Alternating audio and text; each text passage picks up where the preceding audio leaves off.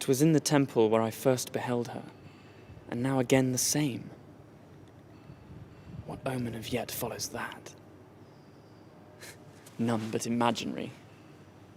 Why should my hopes of fate be timorous? The place is holy, and so is my intent. I love her beauties to the holy purpose, and that, methinks, admits comparison with man's first creation. The place blessed, it is his right home back if he achieve it. The church hath first begun our interview, and that's the place must join us into one. So there's beginning and perfection too.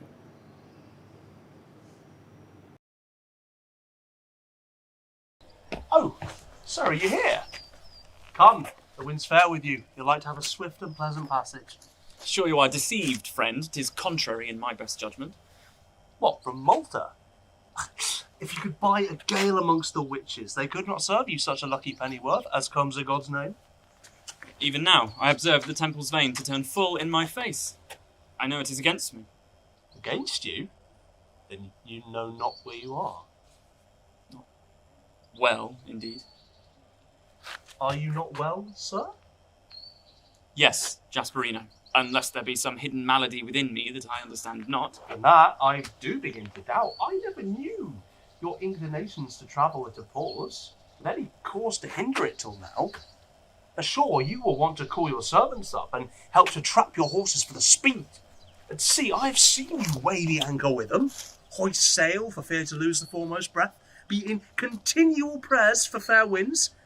And have you changed your orisons? No, friend, I keep the same church, same devotion. Lover, I'm sure you're none. The Stoic was found in you long ago. Your mother, nor best friends who have set snares of beauty, high and choice ones too, could ever trap you that way. What might be the cause? Oh, how violent thou art. I was but meditating somewhat of I heard within the temple. Is this violence? 'Tis but idleness compared with your haste yesterday. I'm all this while a going man. Your seamen call. Shall we board your trunks? No, not today. 'Tis the critical day, it seems, and the sign in Aquarius. Keep all on shore. I do not know the end, which needs I must do, of an affair in hand ere I can go to sea.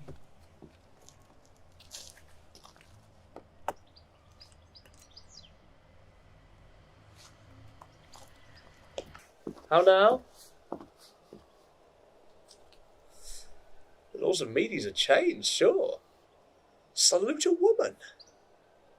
He kisses too. Wonderful. Well, only this. And does it perfectly. In my conscience, he never practiced it before. Nay, go on. This will be stranger and better news of Valencia than if he'd ransomed half of Greece from the Turk.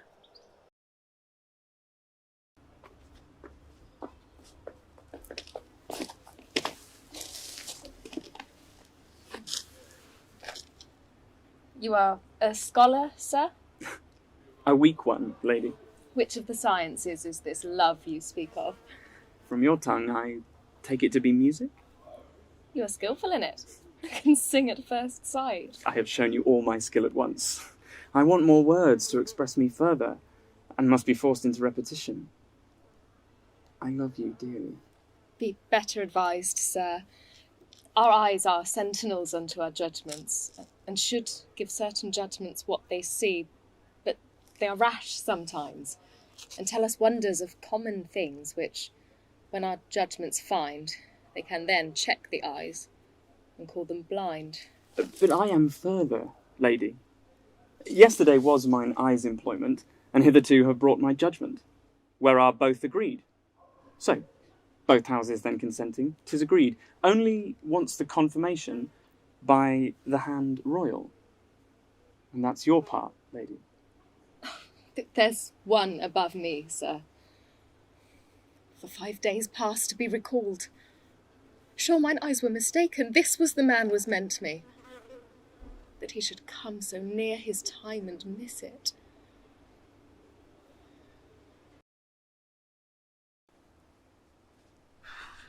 We might have come by the carriers at Valencia, I see, and saved our sea provision. We are at farthest shore. Methinks I should do something too. I'm meant to be a venturer in this voyage. Ooh. Yonder's another vessel. On board her. If she be lawful prize, down goes her topsail.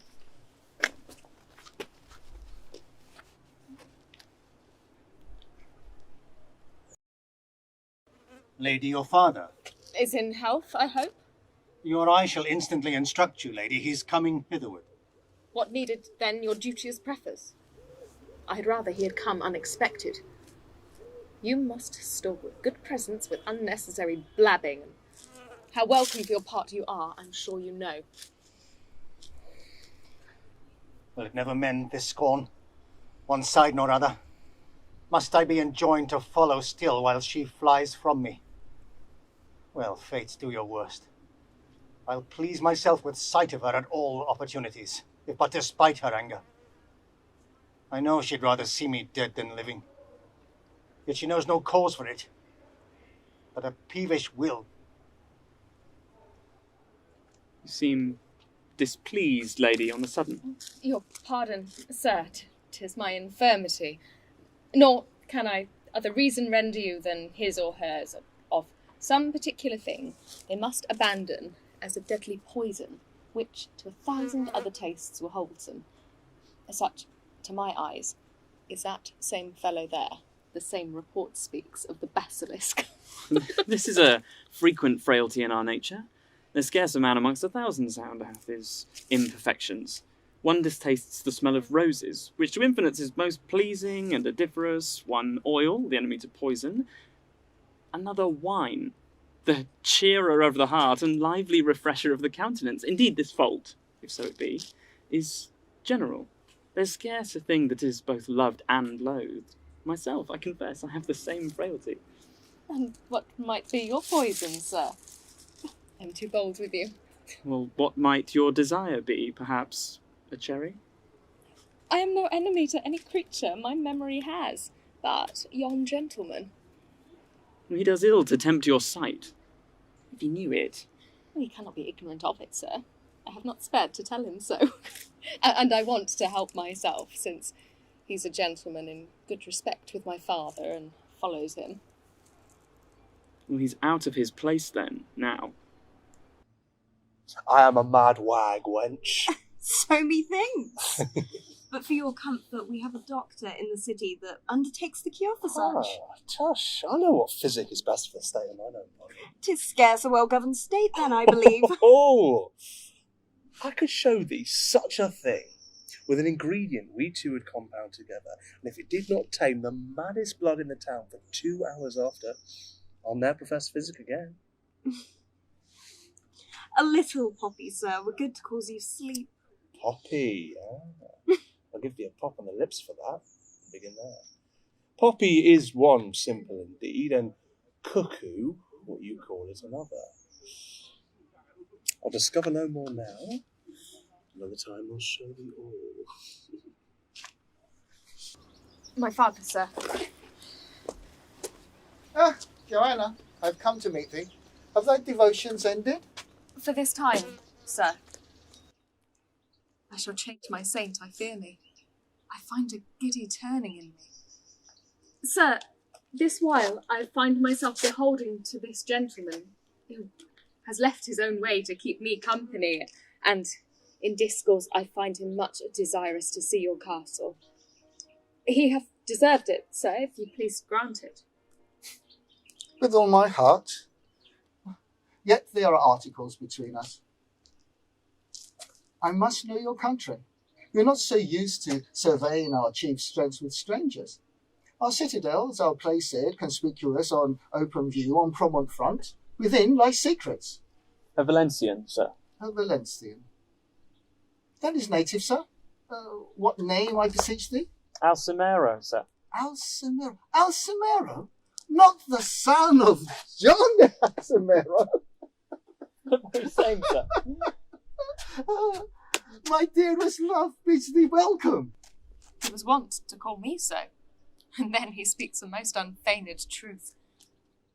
Sir, I knew your father. We were acquaintances of old, before our chins were worth Lewland down, and continue it until the stamp of time coined the silver.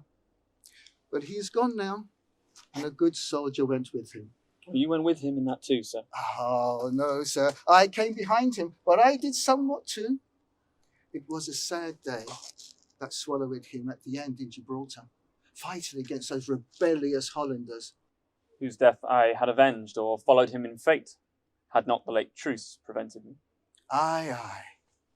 A time to breathe. Ah, Joanna, I have news for thee. I saw Piracchio lately. That's ill news. He is hot in preparation for his day of triumph. Thou must be a bride within 7 minutes. Nay, Huh? I pray you, sir, be not so violent. With speed, I cannot render satisfaction unto the dear companion of my soul, virginity, with whom I thus long have lived, and part so rude and suddenly. Can two such friends divide, never to meet again without a solemn farewell? Tush, 'tis a toy. I must now part and never meet again with any joy on earth. Sir, your pardon. My affairs call on me. Oh, sir, I beseech thee. Change this so soon? I hope not. Oh, you must see my castle and hear rare entertainment before we part. I will feel you've used me unkindly, ere. Come, let's go. I had hoped that you'll stay a while with us in Alicante. I would have bid you to my daughter's wedding. He means to feast me and poison me beforehand. I should be dearly glad to be there, sir, did my occasion suit as I could wish. I should be sorry if you be not there when it is done, sir. But not so suddenly. I tell you, sir, he is a gentleman complete. A courtier, a gallant enriched, with fair and noble ornaments. I would not change him for a son-in-law. For all he in Spain, proud as he. And we have great ones, as you know. He's much bound to you, sir. He shall be bound to me as fast as this tie can hold him. On my will else. I shall want mine if you do it. Come, sir, I'll tell you more of him as we go. How shall I dare to venture into his castle whilst he discharges murderers at the gate? But I must on, for back I cannot go. Is not this serpent gone yet? Ah, Joanna, thy glove has fallen. Stay, De Floris, help a little. Come. Here, lady. Mischief on your officious forwardness. Who bade you stoop? They touch my hand no more. There. For t'other's sake, I part with this. Take them and draw thine own skin off with them.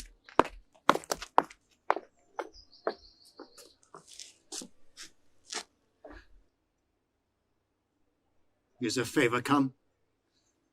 With a mischief.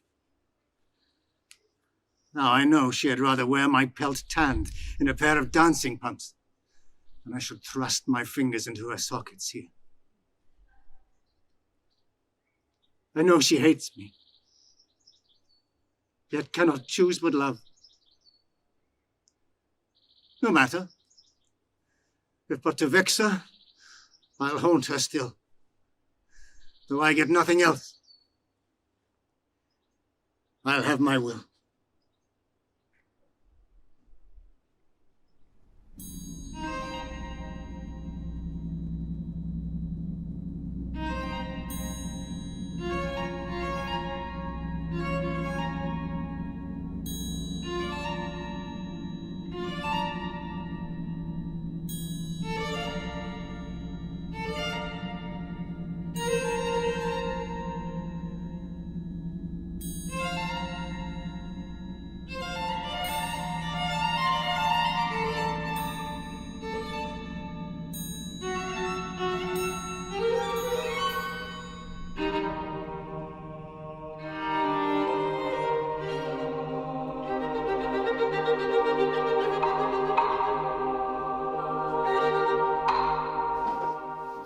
Lollia, I must trust thee with a secret, but thou must keep it.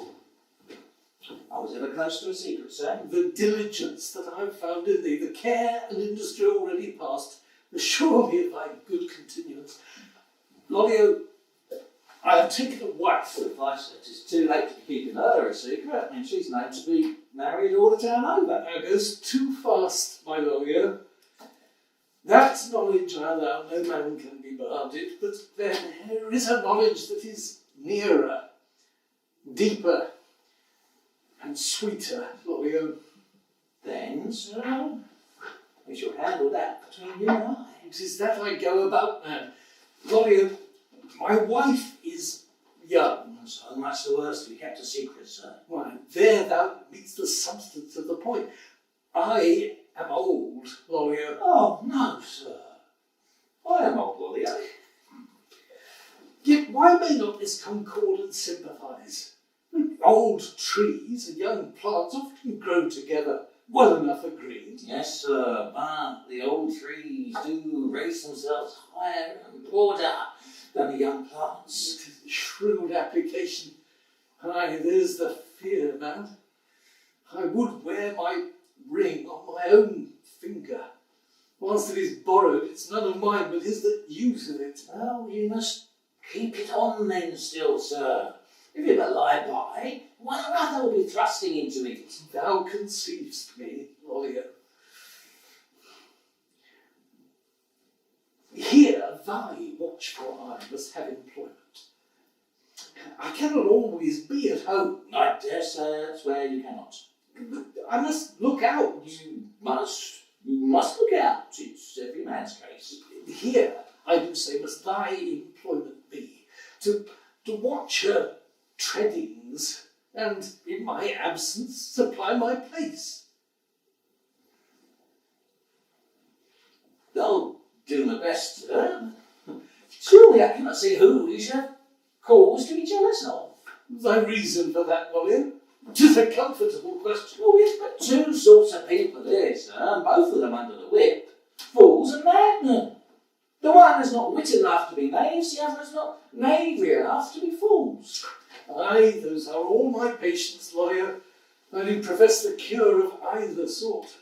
My trade, my living 'tis, I thrive by it.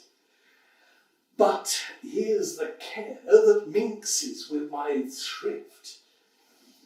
The daily visitors that come to view my dead brain-sick patients, I would not have to view my wife. Gallants, I do observe, of quick, enticing eyes, rich in habits, of stature and proportion very comely. These are most shrewd temptations, lawyer. Well, that's easily answered, sir. If they should come to see the fools and the madmen, you and I may serve their turn, and leave my mistress alone. Yeah, I'm sure she's not the neither sort. 'Tis a good ward, indeed. Come they to see our madmen or our fools, let them see no more than what they come for.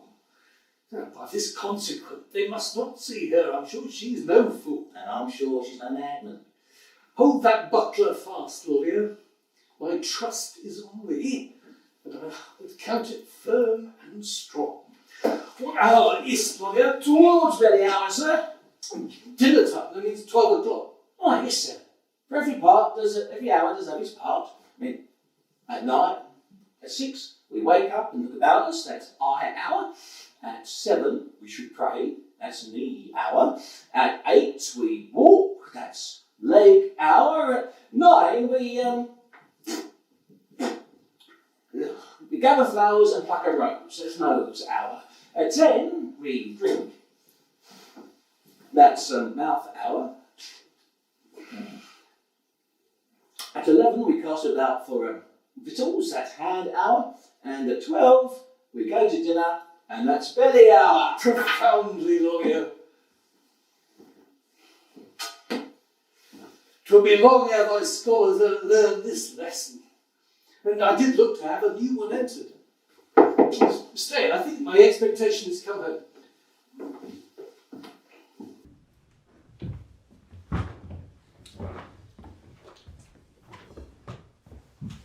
Save you, sirs, my business speaks itself. This sight takes off the labour of my tongue. Aye, sir, 'tis plain enough. You mean him for my patient. And if your pains prove but commodious to Give some little strength to that sick and weak part of nature in him. These are the patterns to show you the whole pieces that will follow to you, beside the charge of diet, washing, and other necessaries. Believe it, sir, there shall no care be wanting. Sir, an officer of the place might deserve something. The trouble will pass through my hands. Why then 'tis fit something should come to your hands, sir? 'Tis I must keep him sweet and read to him. What is his name?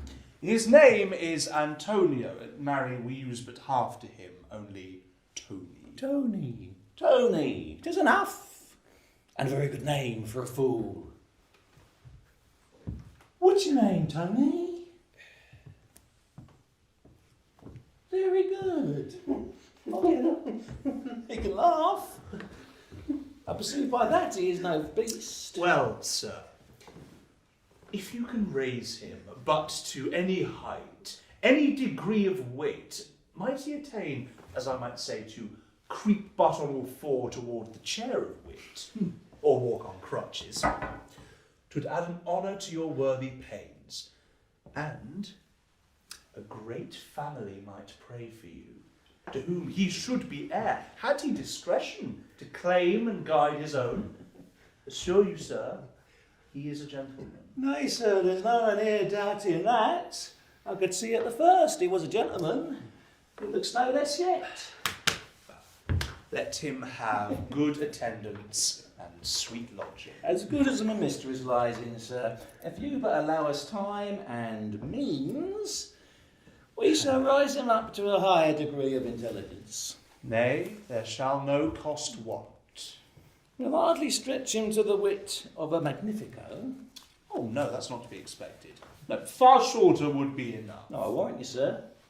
I'll have him ready to bear office in 5 weeks. I'll raise him up to the wit of a constable. If it be lower than that, it might serve turn. Oh, no, sir, fie. If we were to level him with a head borough or a beadle or a watchman, he were no better than he is. No, a constable I'll label him. If he should come to a justice after, let him thank his keeper. Wait, say I go further. Say I do raise him up to my own pitch. Say I make him as wise as myself. Why, there I would have it. Well, we'll go to then. Either I shall be as arrant a fool as he, or he shall be as wise as I, and then 'twill serve his turn. Nay, I do like thy wit passing May, well. sir. Oh. And if I had not been a fool, I had had as much wit too. You may remember where you found me. No, yes, I will, and leave you. Your best cares, I beseech you. Take you none with you. Leave them all with us. Come, Cousin Tony, I must take charge of your knife. 'Tis too sharp for you.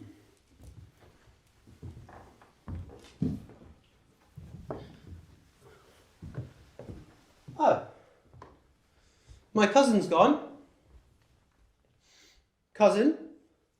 Cousin? Pray leave me a candle to sleep with. Tis dark. Tis dark. Tis dark. Peace, peace. You must not cry, child. You must be whipped if you do. Your cousin is still here. I am your cousin Tony. Then I'll not cry, if thou beest my cousin.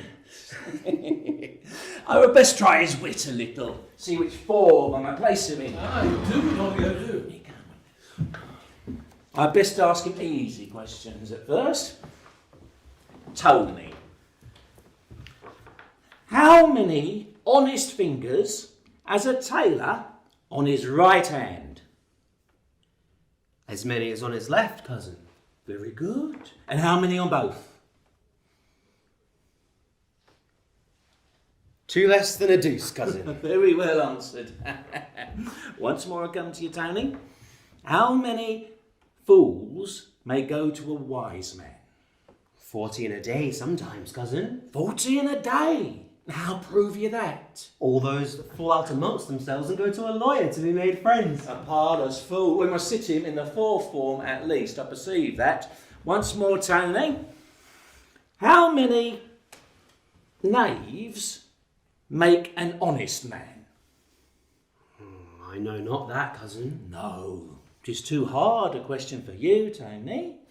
I'll tell you, cousin. 3 knaves may make an honest man. The sergeant, the jailer, and the beadle. The sergeant catches him, the jailer holds him, and the beadle lashes him. And if that does not cure him, the hangman will. That's a fine sport, cousin. This is too deep a question for the fool, Molyneux. Yes, sir, that might have even served yourself, though I say it. Once more I come to you, Tony, and then you shall go play. Ah, play it push for him, cousin. So you shall. Say, cousin, how many... You may tell what hour of the day it is. The times of Bedlam calls. Peace! Peace or a whip comes!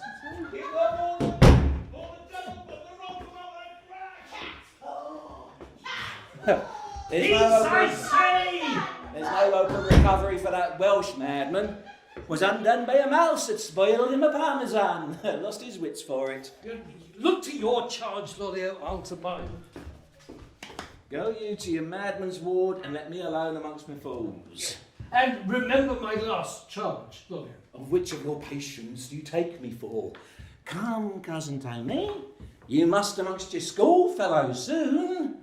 There's many a pretty scholar amongst them. Some of them are at stota.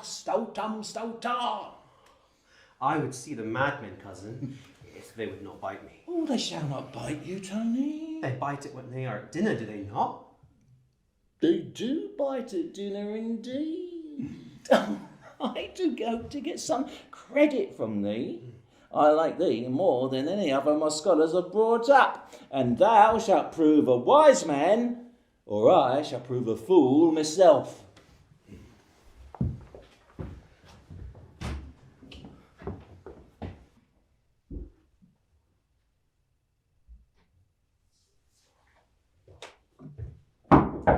Sir, I'm readying now for that fair service which makes the name of friend sit glorious in you. Good angels, and this conduct be your guide. Fitness of places there set down, sir. The joys I shall return reward my service.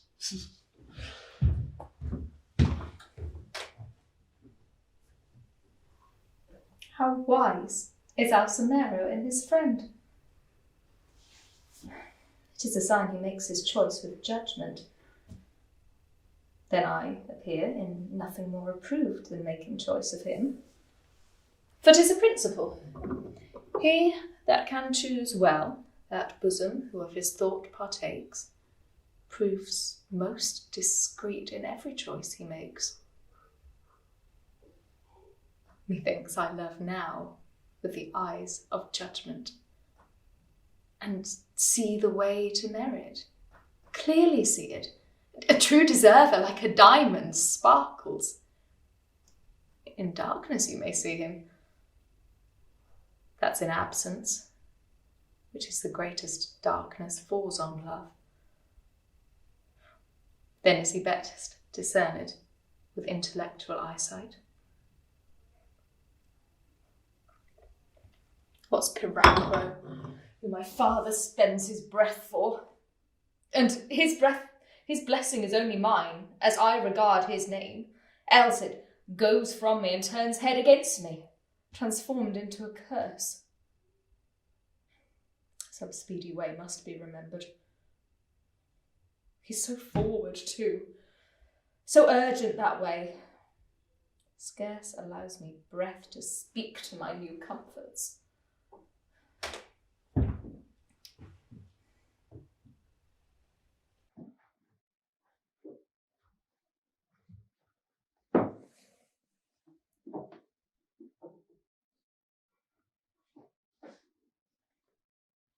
Yonder's she. Whatever ails me, now or late especially, I can as well be hanged as refrain seeing her. Some 20 times a day, nay, not so little, do I force errands, frame ways and excuses to come into her sight. And I've small reason for it, and less encouragement, for she baits me still, every time worse than the other. Does profess herself the cruelest enemy to my face in town. But no hand can abide the sight of me, as if danger or ill luck hung in my looks. I must confess my face is bad enough. Yet I know far worse has better fortune, and not endured alone, but doted on. And yet such pick-haired faces, chins like witches, here and there 5 hairs whispering in a corner as if they grew in fear of one another, wrinkles like troughs, where swine deformity swills the tears of perjury that lie there like wash fallen from the slimy and dishonest eye. Yet such a one plucks sweets without restraint, and has the grace of beauty to his sweet. Though my hard fate has thrust me out to servitude, I tumbled into the world, a gentleman.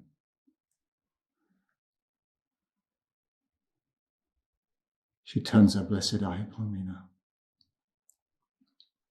and I'll endure all storms before I part with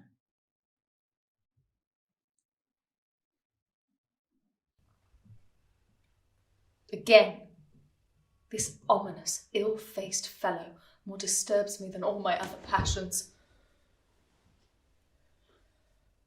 Now it begins again.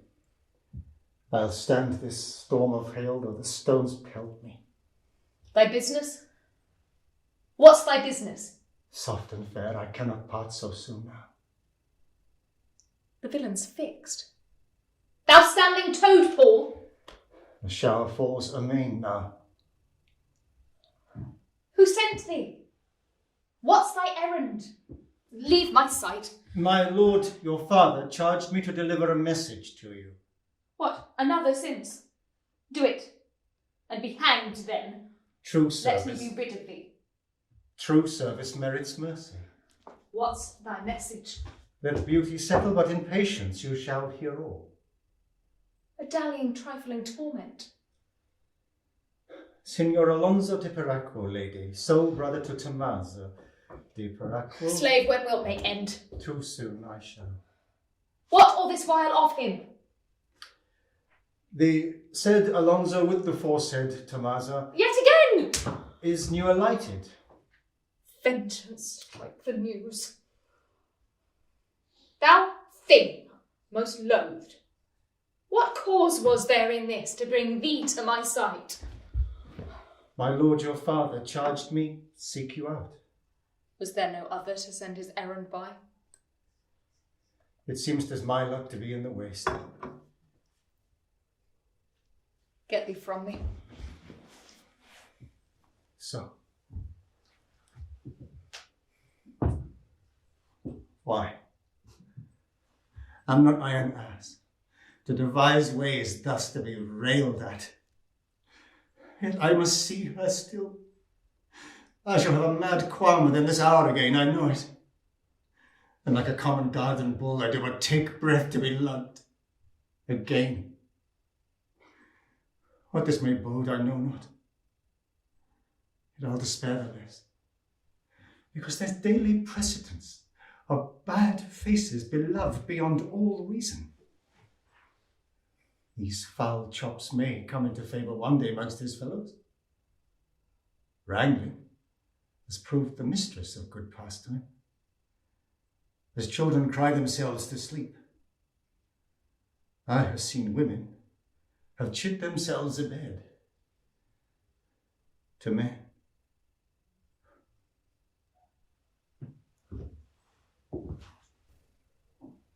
I never see this fellow, but I think of some harm towards me. Dangers in my mind still. I scarce leave trembling of an hour after. The next good mood I find my father in, I'll get him quite discarded. I was caught up in this small disturbance, and forgot affliction's fiercer torrents, which now comes to bear down on all my comforts.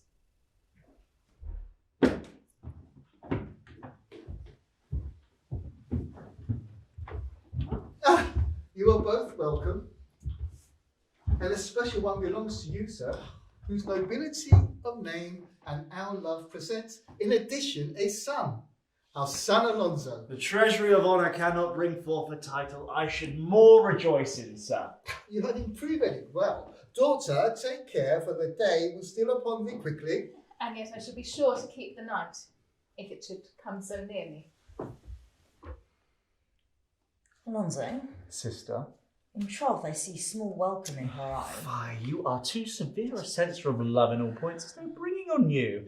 If lovers should mark everything a fault, affection would be like an ill-set book, whose faults might prove as big as half the volume. That's all I do entreat. It is but reasonable. I will see what my son says on't. Son Alonso, there is a matter of a reprieve of maidenhead. No longer than 3 days. The request is reasonable because the former time is pinching. Though my joys be set back so much time as I could wish they had been forward, yet since she desires it, the time is set as pleasing as before. I find no gladness wanting. You are both welcome.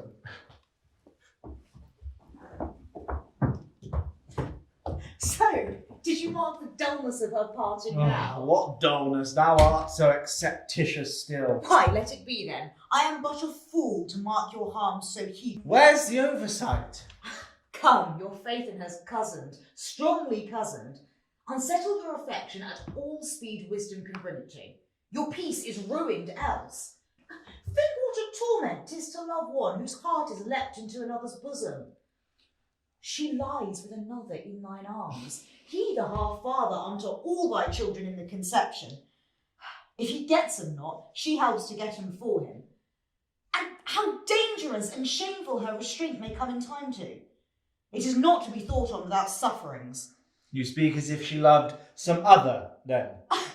Do you apprehend so slowly? Nay, and that be your fear only. I am safe enough.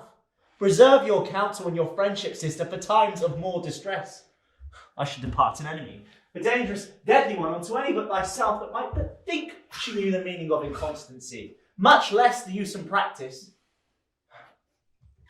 Yet we're friends. Pray, I can endure much till I meet an injury to her. Then I am not myself. Farewell, sweet sister. How much we're bound to heaven to depart lovingly. Aye, this is love's true madness. And thus a man quickly steals into his vexation.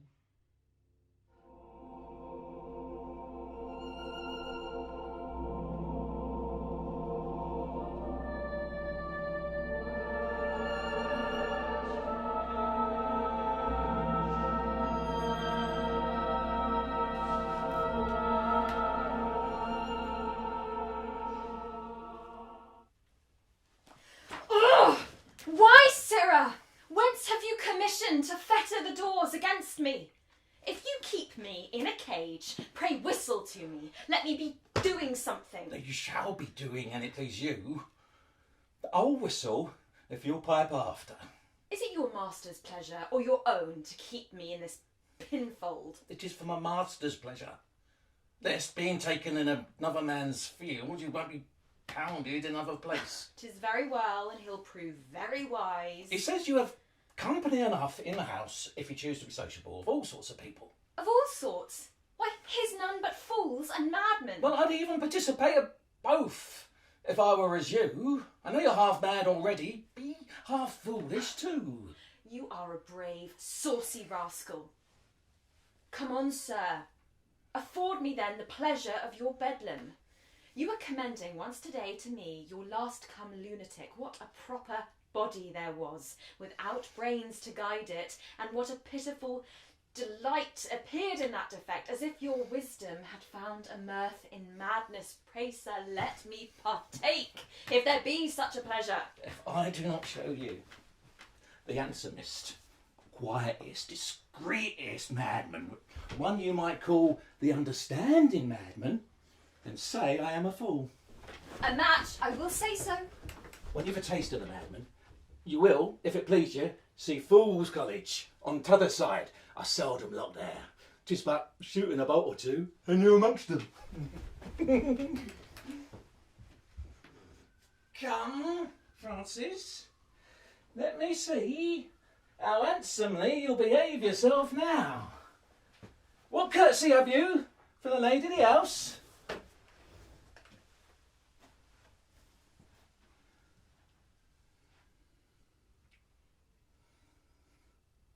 Will he not speak? Oh, his wit will not command his tongue. Yet, let me speak for him. Attend. Hail, bright Titania. Why standst thou idle upon these flowery banks? Oberon is dancing with his Dryades. I'll gather primrose, daisies, violets, and bind them in a verse of sweet poesy. Alack, alack, 'tis too full of pity to be laughed at. How fell he mute, canst thou tell? For the same reason he fell mad, mistress. For love. And he was a pretty poet too. The muses then forsook him, and he ran mad for a chambermaid who spurned him for a porter. Oh, there's more. How sweetly she looks. But oh, there's a wrinkle in her brow as deep as philosophy. Anacreon, drink a health to my mistress. I'll pledge it, not so near. Stay, there's a spider in the cup. No, 'tis but a grape stem. He is distracted. Very like. And see, he has a verse for every occasion. Luna is now big-bellied, and there is room for both of us to ride with Hecate.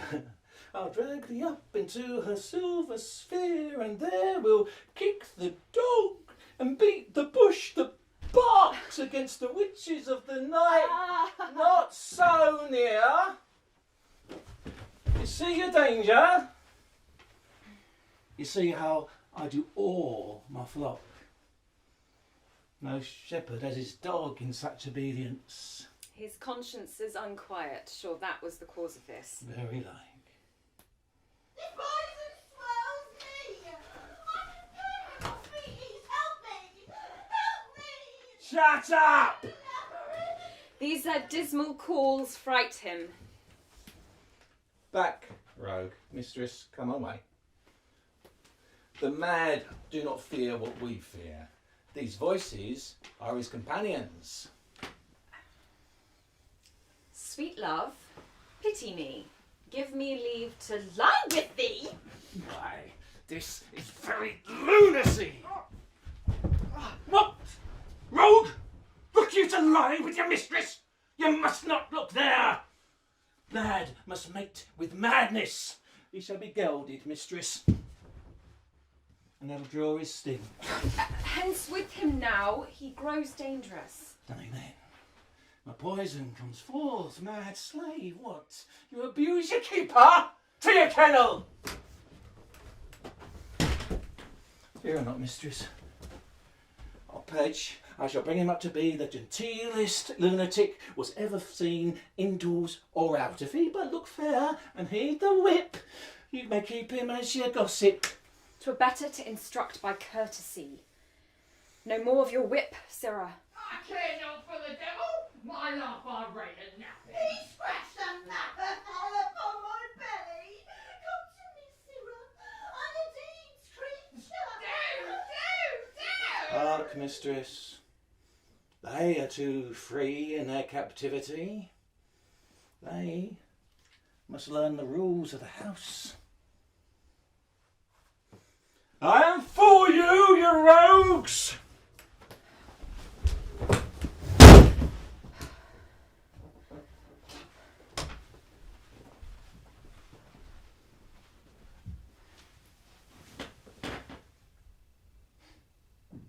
Fear and pity do contend within me.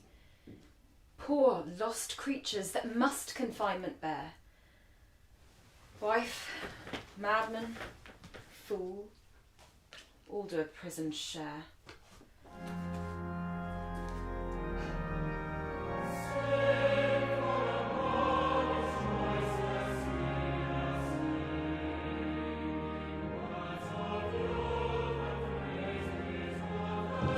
This place is my charge only. You have kept your hour, and the reward, a just meeting, bless you. I hear my lady coming. Complete, gentlemen. I dare not be too busy with my praises. They are dangerous things to deal with. This goes well. These women are the lady's cabinets. Things of most precious trust are locked into them.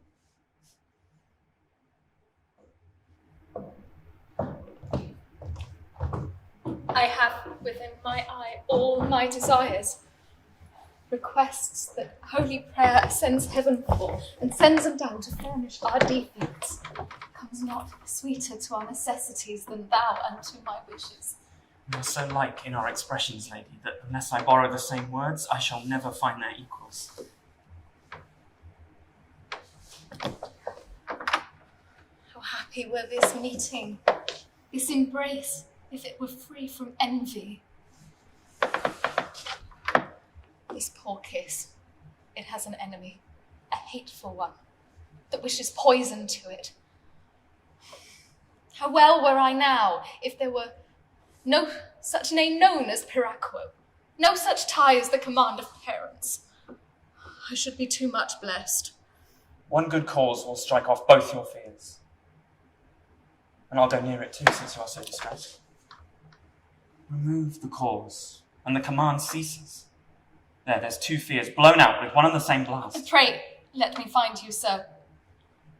What might that service be, so strangely happy? The honourablest piece about man. Valor. I'll send a challenge to Piraquo instantly. How? Call you that extinguishing a fear, when 'tis the only way to keep it burning? Are you not ventured in the action that's all of my joys and comforts? Pray no more, sir. Say you prevailed. Your dangers are not mine, then. The law would take you from me. Your obscurity be made a grave to bury you alive. I'm glad these thoughts came forth. Keep not one of this condition, sir. There we found a way to bring sorrow on her way to death. The tears would never have dried till dust had choked it. Blood guiltiness becomes a fouler visage. And now I think on one. I was to blame. I had marred too good a market with my scorn. It had been done questionless. The foulest creature, creation framed for some use, and yet to see, I could not mark so well where it should be. Lady, Why, men of art make much of poison, keep one to expel another. Where was my art? lady, you hear not me. I do especially, sir.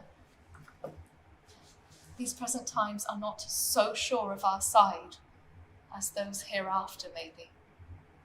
We must use them, then, as thrifty folks their wealth, sparingly now, until the time open. You teach wisdom, lady. Do I find her? Yes, madam. Effect your service and conduct this gentleman the private way you brought him. I shall, madam. My love's as firm as love ever built upon.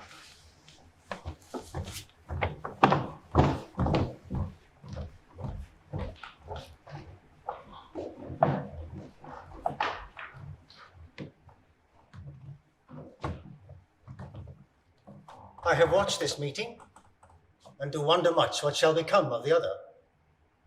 I'm sure both cannot be served unless she transgress. Happily then I'll put in for one. For if a woman fly from one point, from him she makes her husband. She spreads, and mounts then like arithmetic. 1, 10, 100, 1,000, 10,000. Proves in time subtler to an army royal. Now do I look to be most richly railed on, that I must see her.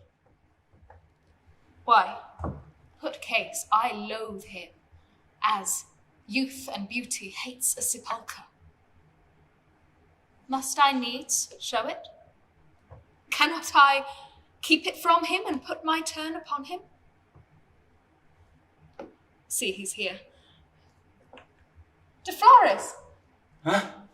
I shall run mad with joy. She called me fairly by my name, De Flores, and neither rogue nor rascal. What have you done to your face of late? You have met with some good physician. You have pruned yourself, methinks. You are not wont to look so amorously. Not I. 'Tis the same physiognomy to a hair and pimple which she called scurvy scarce an hour ago. How is this? Come hither. Nearer, man. I'm up to the chin in heaven. I perceive it. 'Tis but the heat of the liver. I thought it had been worse. Her fingers touched me. She smells all amber. I'll make a water for thee. We'll cure this in a fortnight. With your own hand, lady. I mine own. In an act of cure, I'll trust no other. 'Tis half an act of pleasure to hear her talk thus to me. When we are used to a hard face, 'tis not so unpleasing. It mends still, in opinion. Hourly mends. I see it by experience. I was blessed to light upon this minute. I'll make use on it. Hardness becomes the visage of a man well. It argues strength, resolution, manhood, if cause were of employment.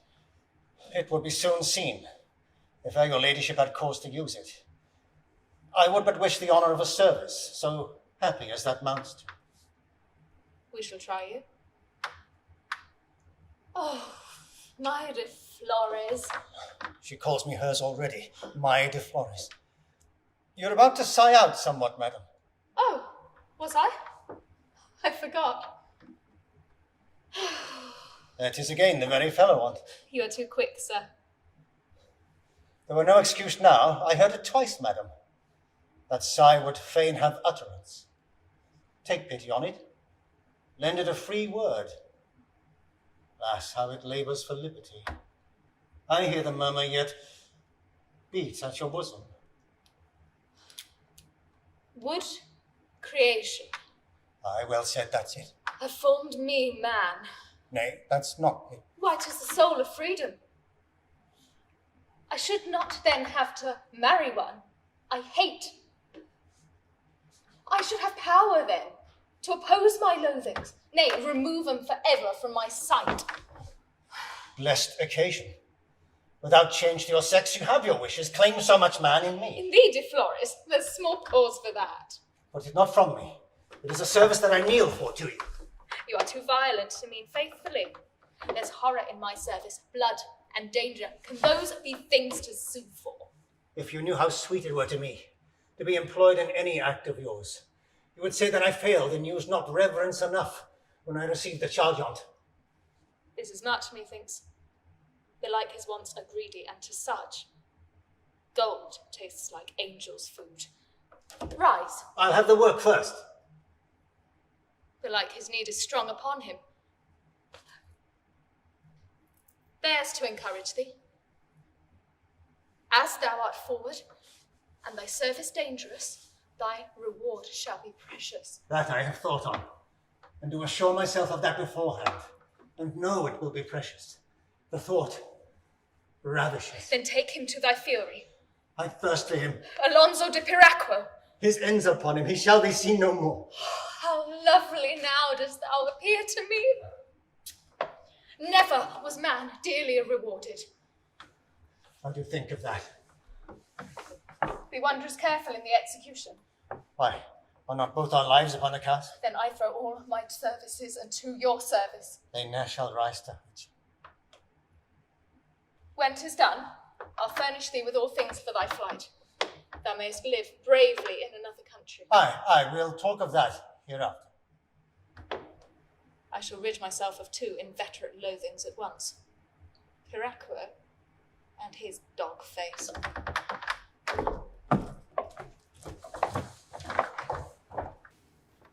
Oh, my blood.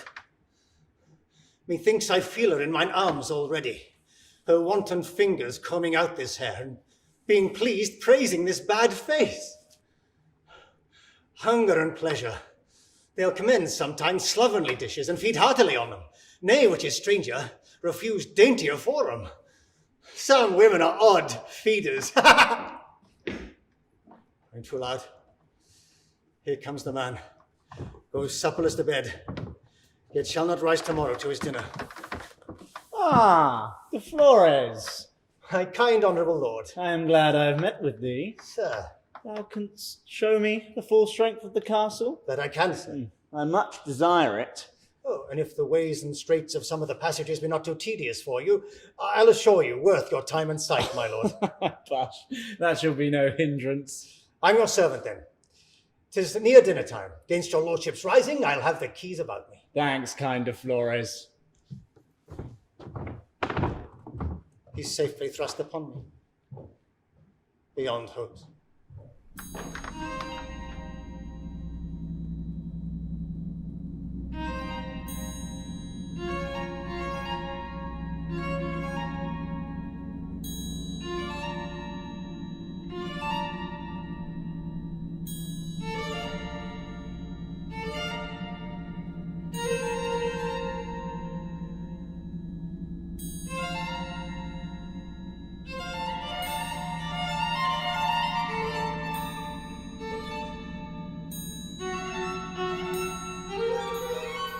Yes, here are all the keys.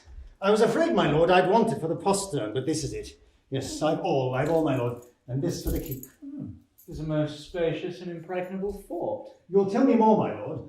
This passage is somewhat narrow. We shall never pass well with our weapons. They'll but trouble us. Thou sayest true. Pray, let me help your lordship. That is done. Thanks, kind de Flores. Lead? I'll follow thee. All this is nothing. You shall see anon a place you little dream on. I am glad I have this leisure. All your master's house imagined I had taken a gondola. All but myself, sir, which makes up my safety. My lord, I'll place you at a casement here. They'll show you the full strength of all the castle. Look, spend your eye a while upon that object. His rich variety, de Flores. Yes, sir. Goodly munition? Aye, sir, there's ordnance. No bastard metal. Will ring you a peal up like bells at great men's funerals. Keep your eyes straight, my lord. Take special notice of that keep before you. There you may dwell a while. I'm upon it. And so am I. Oh, de Flores! De Flores! What malice hast thou put on? You question a work of secrecy. I must silence you. I must silence you. Here's an undertaking well accomplished. This vault serves to good use now. What's that? Through sparkles in my eye. 'Tis a diamond he wears upon his finger. 'Twas well found. This will approve the work. So fast on? Not part in death? I'll take the speedy course then.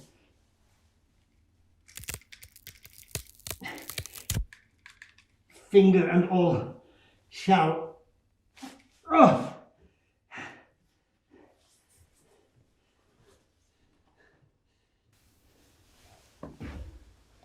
So, now I'll clear the passage of all suspect Orphea.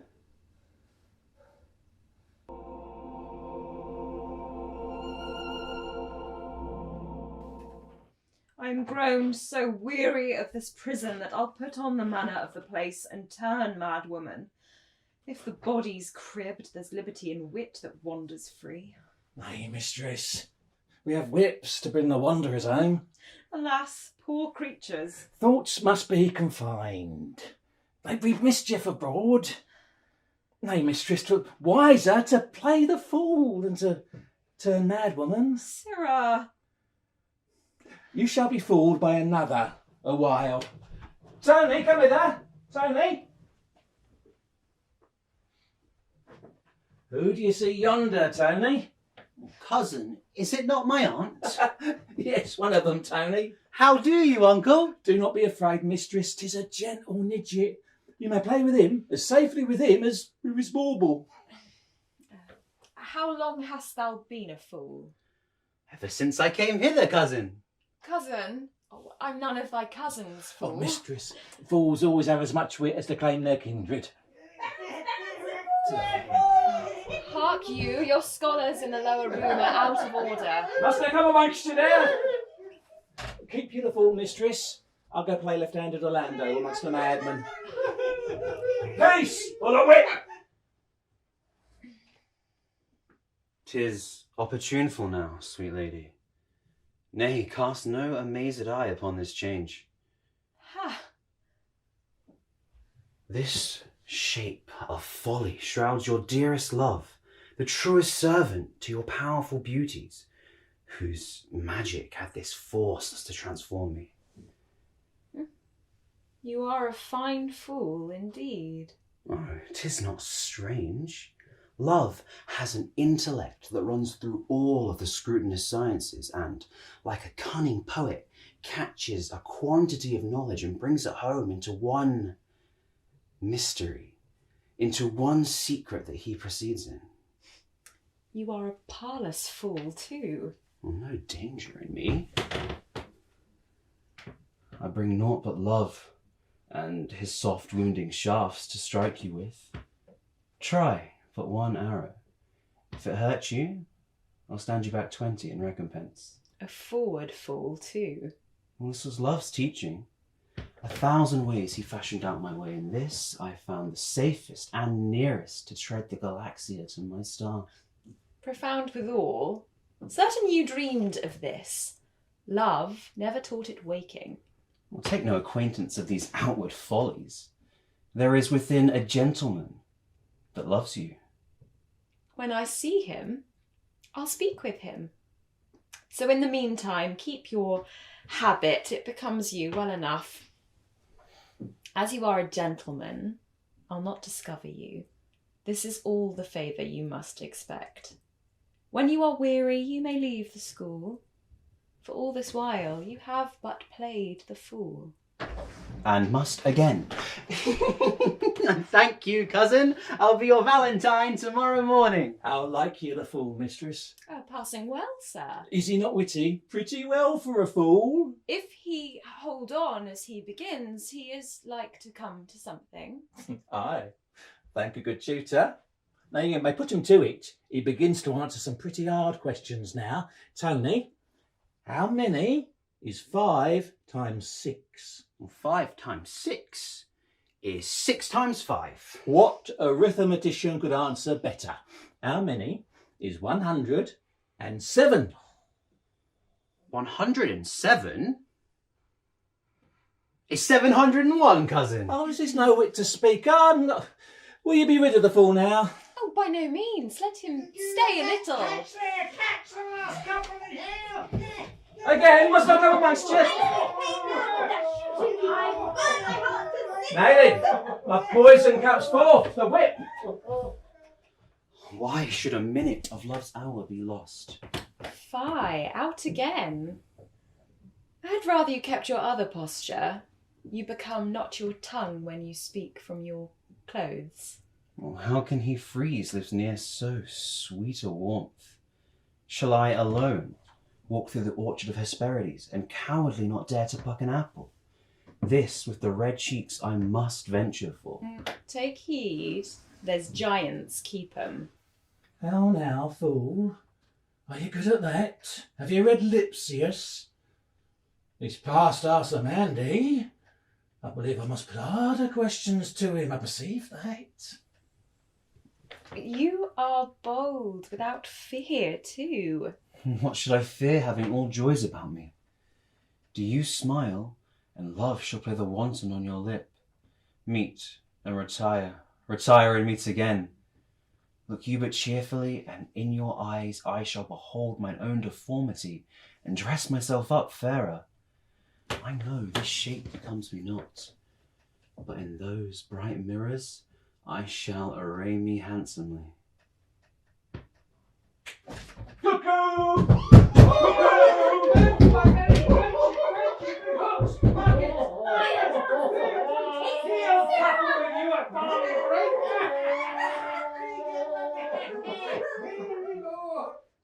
What fear are these? Of fear enough to part us.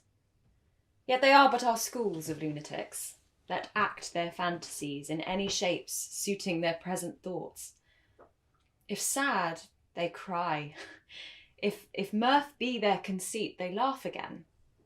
Sometimes they imitate the beasts and birds, singing or howling, braying, barking, all as their wild fancies prompt them. These are no danger.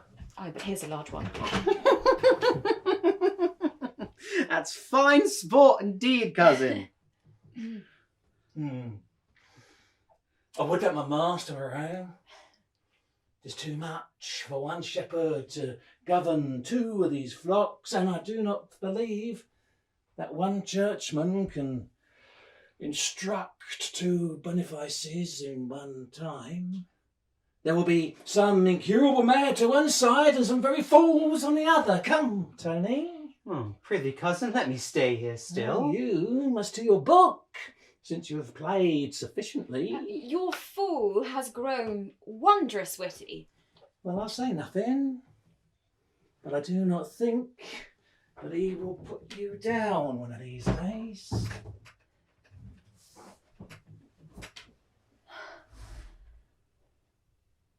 Here, the restrained current might make a breach, spite of the watchful bankers.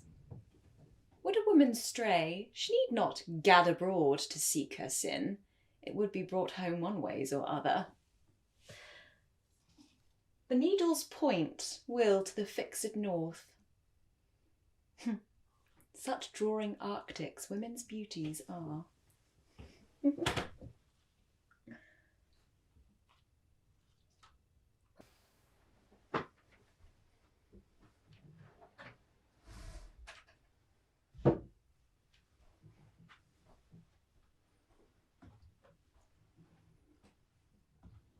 How dost thou, sweet rogue? How now? Come. There are degrees. One fool may be better than another. What's the matter? Nay. And thou givest thy mind to fool's flesh. Have at thee. You bold slave, you.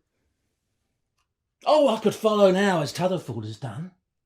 Why should I fear, having all joys about me? Do you but smile and love, or play a wanton on your lip? Meet and retire, retire and meet again. Look you but gladly, and in your eyes I shall behold my own deformity, and dress myself better. I know this shape becomes me not.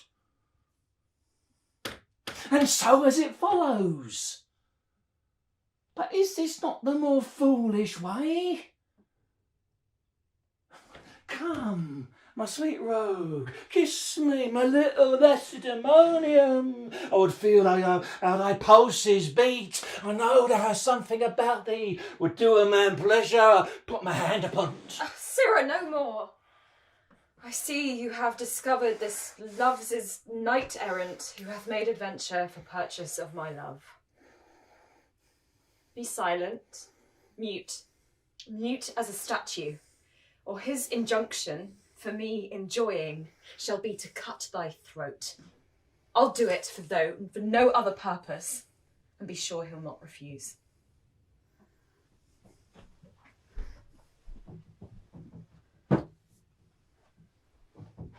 My share, that's all. I'd have my fool's part with you. No more. Sweet how dost thou? Oh, your bounden servant, sir. Fie, sweetheart, no more of that. Oh, you had best lock me up. In my arms and bosom, my sweet Isabella, I'll lock thee up most dearly. Lollio, we have employment, we have task in hand. At noble Vermandero's, our castle captain, there is a nuptial to be solemnized. Beatrice Joanna, his fair daughter, bride, for which the gentleman hath bespoke our pains. A mixture of our madmen and our fools, to finish, as it were, make the fag of all the revels, the third night from the first. Only an unexpected passage over, to make a frightful pleasure. That is all, but not the all I aim for. Now, could we so act it to teach it in a wild, distracted manner, though out of form and figure, breaking time's head, it were no matter, they'd be cured again in one age or other, if not in this. In this, Lollio, there's a good reward begun, and will beget a bounty, be it done. 'Tis easy, I warrant you.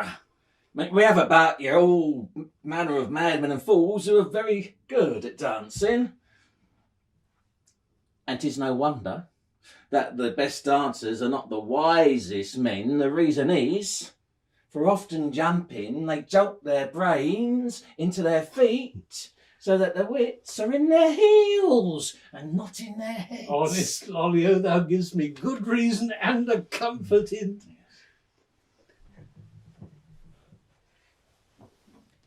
You have a fine trade on't. Madmen and fools are a staple commodity. No, wife, we must eat, wear clothes, and live. Just at the lawyer's haven we arrive. By madmen and by fools we both do strive.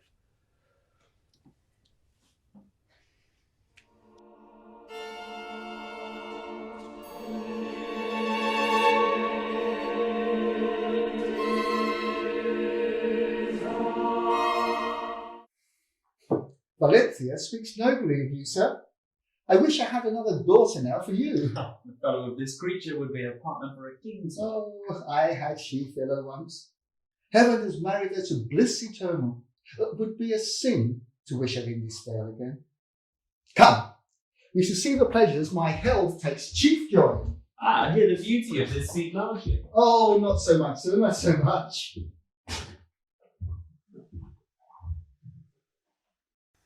Here's one small step into my father's favour. Time will fix him. I've got him now the liberty of the house. So wisdom by degrees works out her freedom.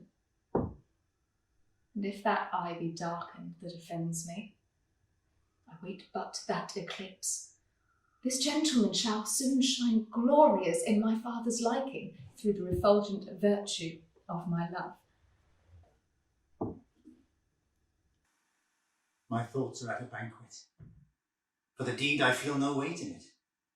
It is but light and cheap for the sweet recompense that I set down for it. De Flores, Lady, thy looks promise cheerfully. all things are answerable. Time, circumstance, your wishes and my service. Is it done then? Perraco is no more. My joy start at mine eyes. Our sweetest delights are evermore born weeping. I've a token for you, For me? but it was sent somewhat unwillingly. I could not get the ring without the finger. Bless me. What hast thou done? Why, is that more than killing the whole man? I cut his heartstrings. A greedy hand thrust in a dish at court, and a mistake hath had as much as this. 'Tis the first token my father made me send him. I made him send it back again for his last token. I was loath to leave it, and I'm sure dead men have no use of jewels. He was as loath to part with it, for it stuck as if the flesh and it were both one substance. At the stag's full, the keeper has his fees. 'Tis soon applied. All dead men's fees are yours, sir. I prithee, bury the finger, but The stone you may make use on shortly.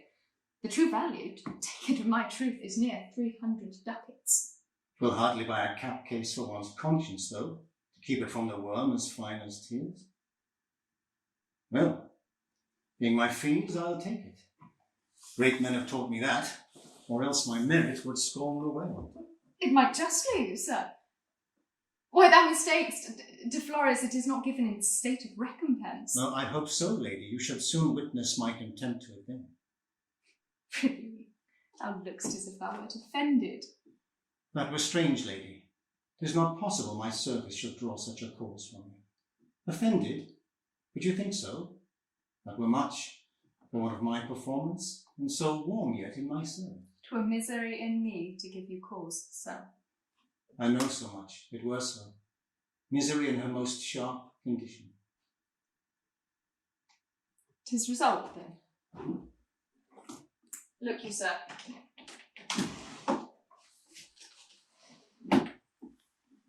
Here's 3,000 Spanish florins. I have not meanly thought upon your merit. What? Salary? Now you mould me. How, De Flores? You place me in the rank of verminous fellows to destroy things for wages? Offer gold? The lifeblood of man, is anything valued too precious for my recompense? I understand thee not. I could have hired a journeyman in murder at this rate, and mine own conscience might have slept at ease, and have had the work brought home. I'm in a labyrinth. What will content him? I would fain be rid of him. I'll double the sum, sir. You take the course to double my vexation, that's the good you do. Bless me, I am now in worse plight than I was. I know not what will please him. Sir, I prithee for my fears' sake, make away with all speed possible, and if thou beest so modest not to name the sum that will content thee, paper blushes not. Send thy demand in writing, it will follow thee, but prithee, take thy flight. You must fly too, then. Aye. Well, not stir a foot else. What's your meaning? What, are not you as guilty? In, I'm sure, as deep as I.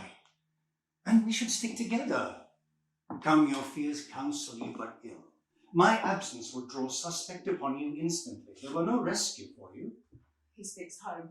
Nor is it fit we two, engaged so jointly, should part and live asunder. How now, sir? This shows not well. What makes your lips so strange? This must not be betwixt us.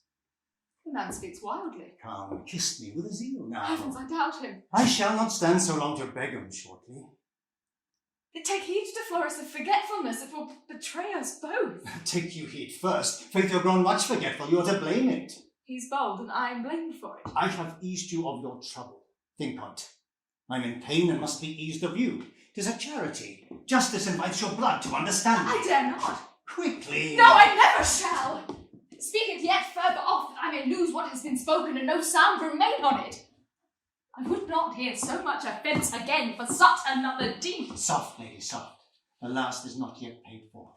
Oh, this act hath brought me into spirit. I was as greedy in it as the parched earth of moisture when the clouds weep. Did you not mark I wrought myself into it? Nay, sued and kneeled for it. Why was all that pains took? You see, I throw contempt upon your gold. Not that I want it not, but I do, piteously. In order I will come to it and make use on it. But 'twas not held so precious to begin with. For I place wealth after the heels of pleasure. And were I not resolved in my belief that thy virginity were perfect in thee, I should but take my recompense with grudging, as if I had but half my hopes I agree on. Why, 'tis impossible thou canst be so wicked, or shelter such a cunning cruelty, to make his death the murderer of my honour. Thy language is so bold and vicious, I cannot see which way I can forgive it with any modesty. Push, you forget yourself. A woman dipped in blood and talk of modesty. Oh, misery of sin.